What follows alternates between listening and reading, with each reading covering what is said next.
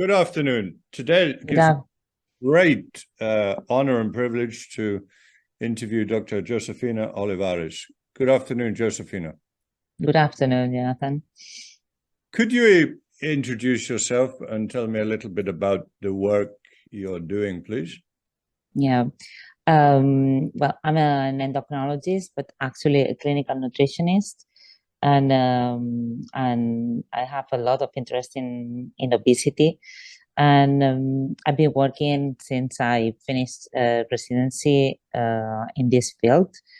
And particularly these last 2 years, when I moved from Hospital Son Llàtzer to Hospital Son Espases to the clinical nutrition unit. And I'm working in particular in obesity. So this is more obesity in general and also the bariatric surgery patients. Okay, also the surgeons, the patients. And obesity in Spain and overweight, the problem of overweight in young people seems to have kind of grown tremendously in the last few years. Can you explain this, or how serious a problem it is?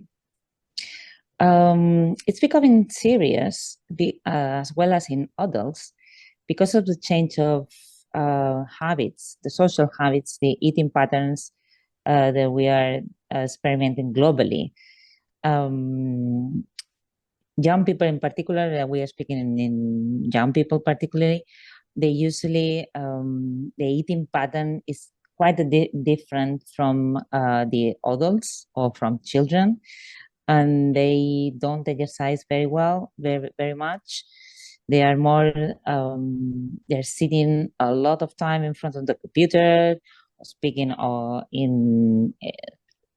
looking at the phone, with the social media, with video games. Well, video games, maybe it's more with children, but particularly adolescents, I mean, they spend a lot of time with social media.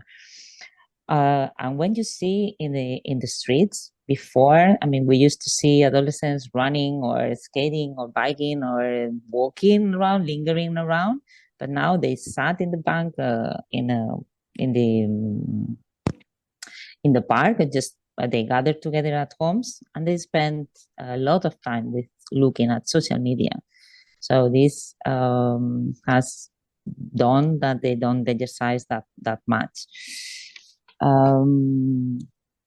Apart from that, about the problem, no data with the obesity levels and the overweight, which you explained is you had some information about that, no, Josephina?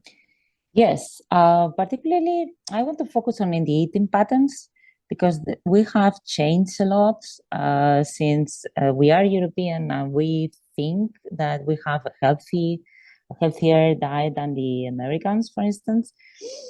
But the truth, and with the trend in the last year, and this is one of the reasons why this obesity pandemic is becoming a pandemic, an increasing pandemic, is because we've changed. I mean, we are moving more towards a Western diet than the Mediterranean diet or a healthy diet that we have in our different countries, and in particular in Spain.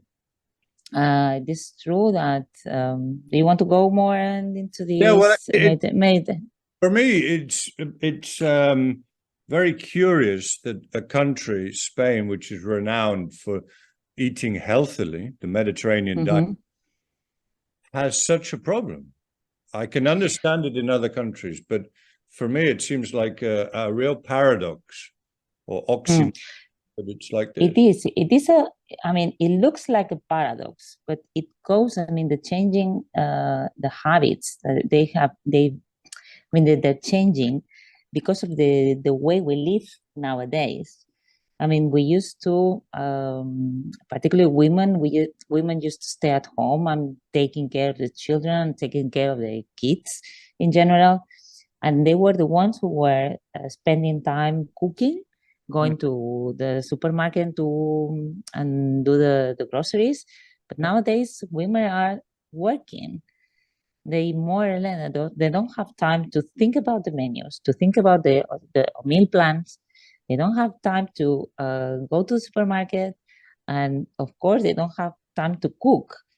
So, and this is if you teach, you try to eat healthy, doesn't work. I mean, not having time to cook or to prepare your meals, of course, you are going to choose fast foods or ready to use or just cooked foods. And if you go to the supermarkets, it's really interesting because all these sections of they're ready to eat foods, they are growing. I mean, at the beginning, there were no sections about that. It was like little sections about that. But now, if you go, for instance, to any kind of supermarket, I mean, they in the big supermarkets, they have whole big area with processed foods that you have to eat, and they're not. Some of them are healthy, or they try to because of the. I mean, they want to make them see, or then to make them that they are not so bad. Yeah. But actually, if you go to, if you look at them, I mean, pizzas, the pizza section is growing. The let's say the fry section, with the fried chicken, all this is growing, and it's easy. So mothers, instead of spending time in the kitchen, they go to the supermarket, which is easier and faster. It's very. And so they, sorry. Sorry. Yeah. And this is a reflection, and then the children, they learn with what they eat in the parents, and this is what they eat. I mean, and we are not teaching them, and I think it's very important to teach children and to eat healthy and to spend time to eat healthy. Otherwise, when you grow up and when you are in the adolescence, you keep this in mind, because despite all the revolution you have in your adolescence, when you pass through that, I mean, you keep the knowledge and what the parents have taught you when you were children, and what the study says, or the science says, that what you have learned, it keeps up in time. And what we know is that if you start putting weight with your children, or when you are adolescents, you will become an obese adult. So, and this is very, very concerning. Very concerning. What you say is very interesting, because it's a societal problem. It's a societal problem, yeah. And the word doctor comes from docere, which is to teach. So do you see your job in some ways as teaching? Indeed, it is. Because when I see the problem that or the main issue to work with with my obese patients, is they don't have nutritional knowledge. They don't distinguish between carbohydrates from proteins, from fats. Well, fats, of course. But if you ask them what a vegetable is, they may answer lentils, or I don't know, or maybe peas. And indeed, they are pulses, and they are not vegetables.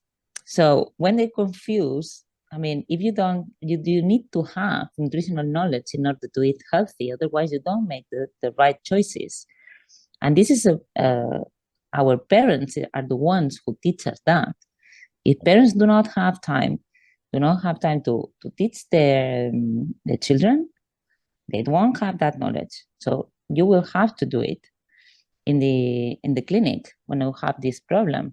And it's difficult to change, very difficult to change, not the knowledge, because in some ways, not some advertising that we know that there's this Harvard plate that we know about. I mean, in Spain in particular, that we know Mediterranean diet. Yeah. But which is Mediterranean diet for them? Or do they know what exactly is Mediterranean diet? And if they don't, then you have to spend time with that. And when you have, or then another issue is that the money, if they don't have, we know that people with low income, they have more obesity than higher incomes, because first of all, they don't have the knowledge. Secondly, they say they don't have the money to buy healthier food, which is not true. Because if you go for the offers in the supermarket, and this I have to say that my grandma and my mother taught me that since I was a kid. I mean, you have to look for offers, but this thing needs time. And if you don't have time because you are away from home, working or doing other things,